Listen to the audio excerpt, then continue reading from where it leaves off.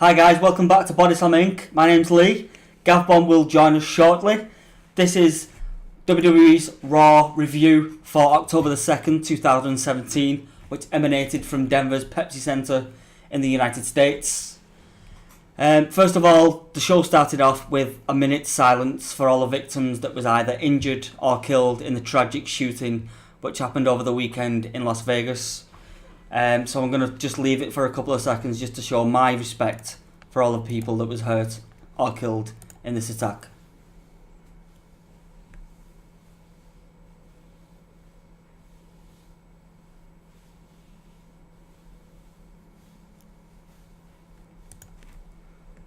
Okay, so the first match on this week's edition of Monday Night Raw was Seth Rollins versus Braun Strowman.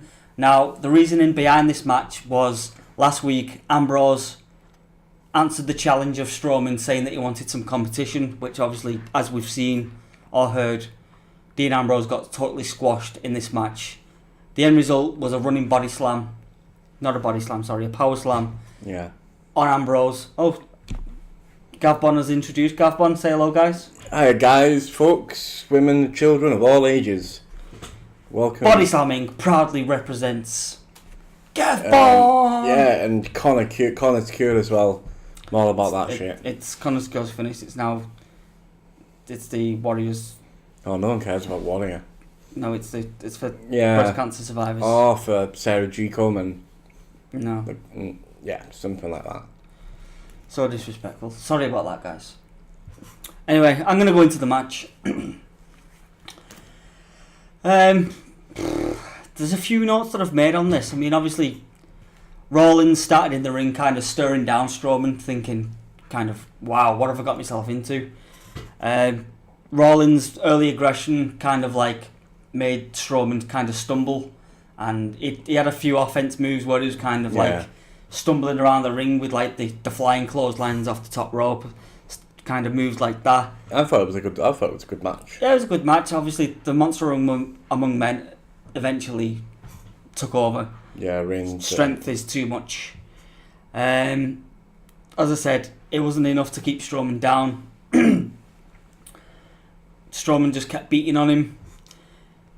Like I said, he did manage to stagger him a good few times, but eventually it was the running power slam to end the match.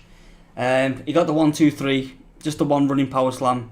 After that, picks him up, another running power slam. Dean Ambrose comes down to save the day, comes down into the ring. He gets basically squashed again. He kind of runs into him on the ramp. Gets took down, gets put into the ring. Running power slam again. Wrecks him. So Strowman by himself has took down the tag team champions of Raw. Now, Gavbon, can you remember what happens towards the end of this match? Yeah, well, Cesaro and Sheamus followed up with an attack of their own, my good friend. They came in to pick up the pieces. Well, there wasn't much left after Strowman had dismantled the proverbial partner duo of the stream, of the Shield.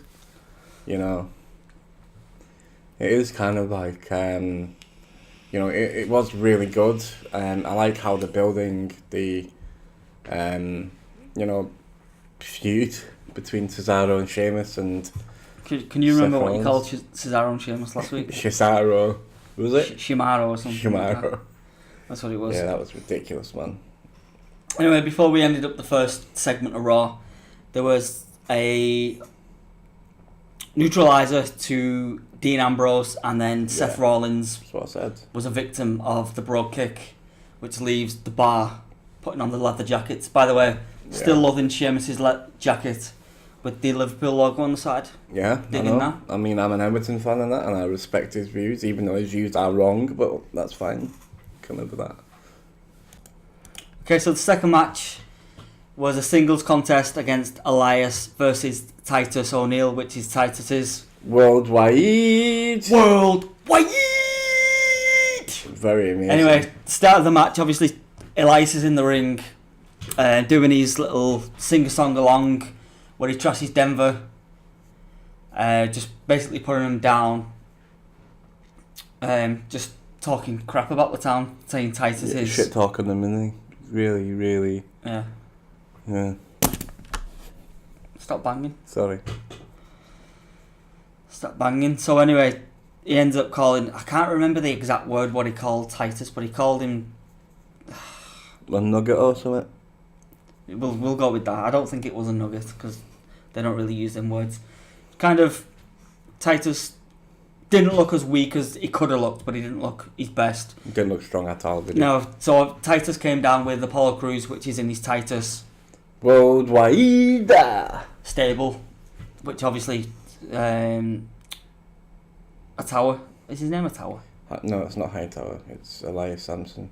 No, what are you on about, you? The Cruiserweight? Oh, Hideo Itami. No. Oh, that's as bad as Alex Riley, that, mate. What? Hideo Itami? Yeah, but he had Akira Tozawa in the Akira Cruiserweight. Yeah, Tozawa, he's obviously not with them anymore. He's focused more on the Cruiserweights. Yeah. That's what I meant. Are you sure? Yeah. I just got the name wrong. So, mate, similar names. Same. I'm just thinking back now, thinking of the promo what he made, and he said Denver's apparently is a mile high above the ocean, the mile high city or something like that. Yeah, it is, yeah. And he said he'd rather drown himself a mile into the ocean than live here. It's pretty harsh, isn't it? Yeah, Really? he said Denver's the worst city in the USA. Anyway, the match, Apollo's not even in the match. I don't even know what I'm saying. Titus, mate. Titus, almost as bad as the first edition, what we tried to do. I know. We're to delete! Delightful. Oh god, this is what I have to put up with. Anyway, match went a few minutes, ended up with a drift away for Elias to get the 1-2-3 on Titus. By pinfall, buddo. Well, it's going to be pinfall if he does a drift away. So he gets the 1-2-3, leaves the ring, and Apollo's over Titus, and he's kind of pointing to the ring saying, I've beat you, and I've beat you. I'm better than both of you. Yeah, which is wrong. It's not because he's beaten both. Yeah, no, but just how good you are on the night, isn't it? Yeah, he's beaten both on 2 nights. I know. So there you go. So after this match ends, it cuts to Mickie James backstage. Alicia Fox is kind of laughing at her, basically saying what Alexa said last week, that she found it funny that she was old. Yeah. She says she's got no time for her. Ends up bumping into Emma backstage. Yeah. Emma tells her that she has an admirer, and that she's left a gift in her locker room, which turns out to be a Zimmer frame and some kind of, I'm not quite sure, maybe granny panty liners. That's what they kind of look like. Maybe they was like old women nappies, as they say.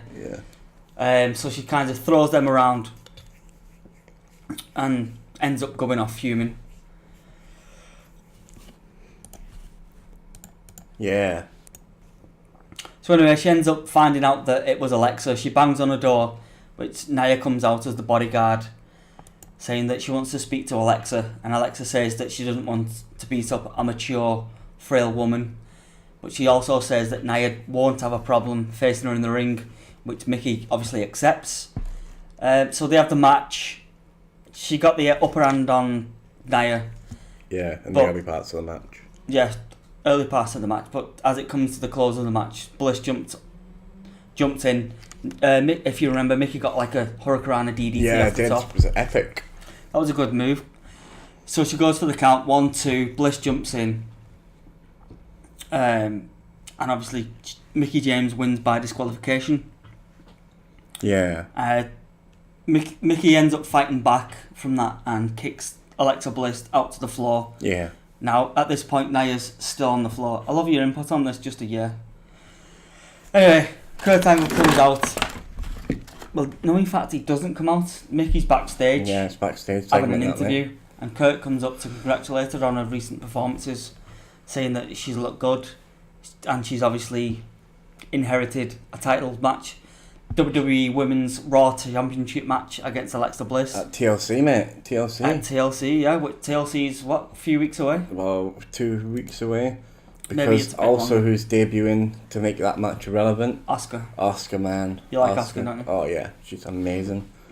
She's just perfect. Big Oscar mark, aren't you? Oh yeah, not like them fake smarks that you get.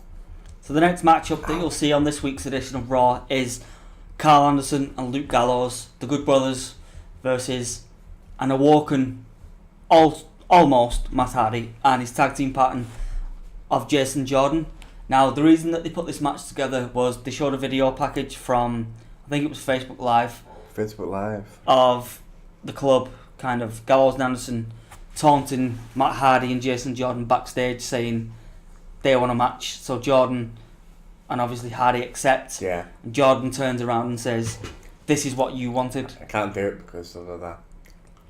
But that's quick. That's like quick, a fish, quick. that or something. Yeah. Yeah, like that. One of them, yeah. Yeah. So anyway, the match is set. Back and forth offense to start the match. The heels end up getting over, which is obviously Gallows and Anderson. They take a pounding to obviously Jason Jordan and Matt Hardy. The match ends up with to be honest, it looked like a wicked magic killer. Yeah, it was. And Matt Hardy took the pinfall on that match. Indeed, it was pretty good spot there with Jordan Hardy clothesline and Gallows out the ring. Yeah, quite a nice spot, to be honest. that was before the end of the match. But yeah. we had one of our friends round. Who was kind of saying, "Oh, that's cheating, that," because we said, "Oh, Gallows and Anderson got a clean win." What, Del McGregor? Del McGregor, yeah. So we got Del in here saying it's a dirty victory. I said, "How's it a dirty victory?" How? So he says, "But there was two of them in the ring." So I said to him, Tag team rules. "Tag team rules. What happens when the Dudleys do a 3D?" Exactly. Oh, So they haven't won the match because another guy's been in the ring. well, there you go, exactly. So match ends up with a magic killer on Matt Hardy for the 1-2-3. Good match. I'll give it a grade. B grade minus, B minus. Yeah, B minus C. There was lots of offense in the match from Jordan. I'm liking his new look. He's kind of not doing he's the not wearing Kurt Angle knockoff kind of thing. Yeah, now he's wearing proper trunks. His own trunks. But yeah, it's a really good match, really good insight, and showing off Jordan very, very, very well. Yeah. We'll see where this goes next week. Euro Millions. So as advertised last week, it's the Intercontinental Championship match. It's The Miz versus Roman Reigns in this one. Yeah. Obviously, Miz is in the ring with the Miztourage. Reigns comes down. Now, it was kind of smart what he did. He took out the Miztourage first with obviously Bo Dallas and Curtis Axel. Yeah. With Superman punches, drive-bys, even went to the extreme of just absolutely annihilating them with steel chairs on the ramp. Yeah. Which took them completely out of the match. Yeah. So I kind of like that. It made it the one-on-one situation. Like as Reigns is coming down the ring again, you can kind of see Miz in the ring kind of thinking, wow, what am I supposed to do here? Yeah. Not really sure what's going to happen here. How do you think the beatdown was? Was it a good beatdown to obviously take him out the match? Yeah, I mean, I think so. I think it was, it was a smart move on his part. He was obviously strategizing that, prior to the match. He was, what he was thinking. He was eliminate the threat of, the Miztourage, Kurt Axel. Did it make you think now it's one-on-one? There's going to be a title change here? No. Never thought that? Not at all. It made me think about it for a little bit. But obviously, as we've seen as the match goes on, it was kind of a cheap count-out victory so The Miz could keep the title. Yeah. He got Reigns down, if you remember. Yeah, he did. And then, can you remember what happened after that? No. You can't remember? I'll tell you. So, as Reigns is coming back for his comeback charge, as he always does, Sheamus and Cesaro hit the ring, absolutely demolishing Roman Reigns. He takes all the finishes again. He gets the moves. I tell you what, Gavbon, I'm loving your insight on this. Thank you, mate. Thank you. Absolutely excellent. Well, the big dog. The big dog. Just didn't look his best, really. No, he's making them look weak, obviously, because he needs the Shield back, as we'll get into later on in the podcast. Exactly. So he gets beat down from Cesaro, as you like to say, in The Miz. No, it was the Mr. Taraj. No, it wasn't. It was Sheamus, Cesaro, and The Miz. Oh yeah, they came out and it was going, mate. Grim for Reigns. Yeah. So we said Reigns wins by disqualification. Miz retains the title. You could hear the crowd shouting "Shield, Shield, Shield." So as the three guys leave the ring, you can hear Miz saying they want the Shield, we'll give them the Shield. They do the traditional Shield entrance into the ring. Yeah. By the way, the Miz Taraj did the entrance of the Shield when the Miz came down to the ring. So they do the one on each side of the ring, come into the ring. Sheamus and Cesaro pick him up to the Miz, triple powerbomb to Roman Reigns, and then they do the traditional rip-off Shield fist bump, obviously enticing the Shield for a return, which we're all anxiously waiting for. Your next segment on this edition of Monday Night Raw was Balor in the ring saying Denver is Balor Club. It cuts a promo on Bray Wyatt, obviously, because Wyatt did he's got the whole world in his hands, he's got the whole wide world. The whole wide. In his... That's like a remix, that. Yeah, I know. You should do that and put it on the internet so you get any views. Anyway, Balor says if Bray Wyatt has the whole world in his hands, then he wouldn't know what to do with it. Obviously, he calls out Wyatt, says that if he wants to face him, show himself. No, he says just bring it, doesn't he? Basically, bring it. Yeah. So don't sing it, bring it. Don't sing it, bring it. That's like kind of a rock kind of phrase. Yeah. So Wyatt's on the stage saying, "She never lied to me. She never lied to me, man. But you lied to me." Talking in riddles as he does. Yeah. Love Bray Wyatt's promos, by the way. I don't. I do. He doesn't. Anyway, he's talking about Balor needs to peel his skin back to show his true form. If he does that, Wyatt will do the same. It's kind of what you were like. You said it was something like something on the screen like a. What did you say it was?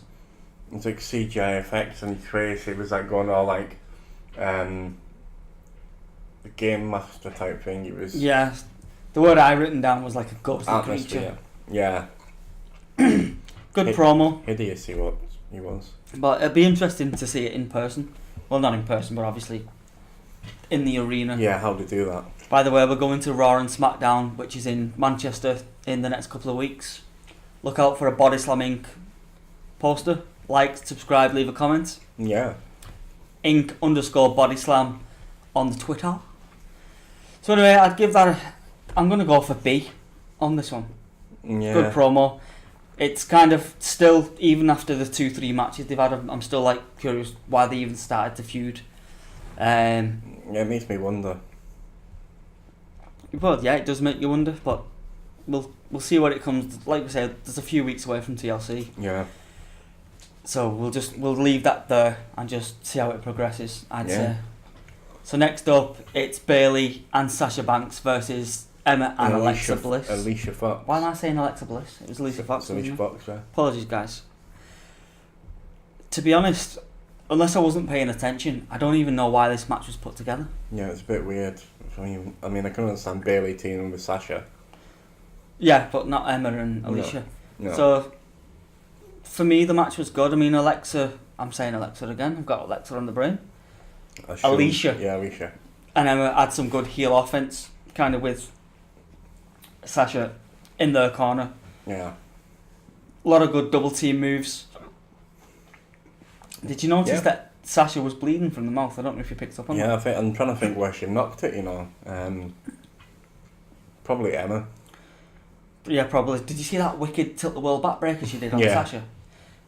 Well, it was Alicia, wasn't it, when she did that? Yeah. And she, there was kind of like hopping round on the backs to get to the ropes. Yeah. So that ended up on a near fall. After that, Alicia tried to tag in Emma, which she refused to tag. Kind of, we know Emma's a heel anyway, so what's she doing? Just Alicia's a heel too. Yeah. Didn't get where that was going, but she left Alicia Fox in the ring to suffer a belly to Bayley, or a Bayley to belly, whichever way you want to call it, for the 1, 2, 3. I love Bayley to belly. Yeah, you've said that numerous times. So that match ends up in a 1, 2, 3 on a Bayley to belly. Sasha and Bayley are your winners. Anything to add on that, Gavbon? No. Fair enough. So the last segment of Monday Night Raw was for the Cruiserweight division. Renee Young, earlier on in the evening, tried to interview Enzo Amore backstage, but he was basically speechless. Renee said the whole Cruiserweight division doesn't like him. He kind of looked teary-eyed backstage. So anyway, the main event was Enzo limping out towards the ring, basically bragging all that he's done for the 205 Live division, saying that he's made it relevant, and basically going over what he said last week, but saying that anyone who attacked him isn't entitled to a Cruiserweight title match, and this week's stipulation was anyone who attacked him would be fired. Cue Neville's music, who comes out with all the Cruiserweights to confront the champion. And Neville, not Neville, Enzo calls himself Muscles Marinana, taunts them all, going over every single Cruiserweight, most notable saying to Tony Nese, saying that he's got more abs than brain cells. Go onto the YouTube channel of WWE. It shows you all the skits, so to speak, that he rips all the Cruiserweight division. So there's nothing that anyone can do after they all kind of gang up on him. They're all on the outside of the apron. Enzo's in the ring. Cue Kurt Angle's music saying he's right, no one can touch him or else they'll be fired. He says, but the latest edition of the Cruiserweight division can, because he's exempt. So we're all kind of thinking, could it be Rey Mysterio? Could it be Zack Sabre Jr.? Could it be Kota Ibushi? Could it be someone like that? Next minute, what do you hear? Lucha. How disappointing was that, Gav? Ridiculous. Absolutely disgusting. So Kalisto comes out looking like he's put on an extra 15 pounds. No reaction in the crowd. No one even knows who he is. No, a lot of people probably don't know who he is, but we know who he is. So he comes down, does the same kick that Neville did to him last week, like the reverse kind of gut kick. The Salido del Sol, if I'm saying that right. It's kind of end the show. To be honest, it was really a disappointing end to the show. They could have ended that better. That's what I'm thinking. Don't know what you think, Gav. Yeah, I think it was trying to make the Cruiserweights relevant. They're trying to do everything they can to get 205 back up. And I don't think... It's not going to work, is it? No, it's not going to work. No, it's absolute garbage. It's like... and Kalisto, wow, he's come... Like, Kalisto wasn't even the mid-card on SmackDown. And he's on the main event of Raw. Yeah, makes a lot of sense. So anyway, ends up, that goes off. Reigns is backstage, hurting because he's been destroyed, shaking his head. Ambrose turns to his side, clenching his fist and all that kind of stuff. Yeah. Nods his head, stands up. Rollins appears on the other side, doing the same thing. Teases the Shield reunion backstage. They all kind of look at each other in approval and kind of dismember, which leaves Roman Reigns by himself in camera shot, nodding his head. And to be fair, Gavbon, that was the end of Monday Night Raw. I'd give it disappointing. Not the worst, not the best again. Out of 10, what would you give it? 6. 6 out of 10. I'd say lower than that. I'd give it a 4.5. One reason I give it a 6 is because the IC title match was actually pretty decent. But it wasn't, because it ended up in a... Yeah, no, but you knew it wasn't going to end in a clean finish anyway, though. True. I want the Shield to reform. Well, it's clearly happening. It's going to happen. Yeah. Definitely happening. So anyway, this has been your Monday Night with Raw. No.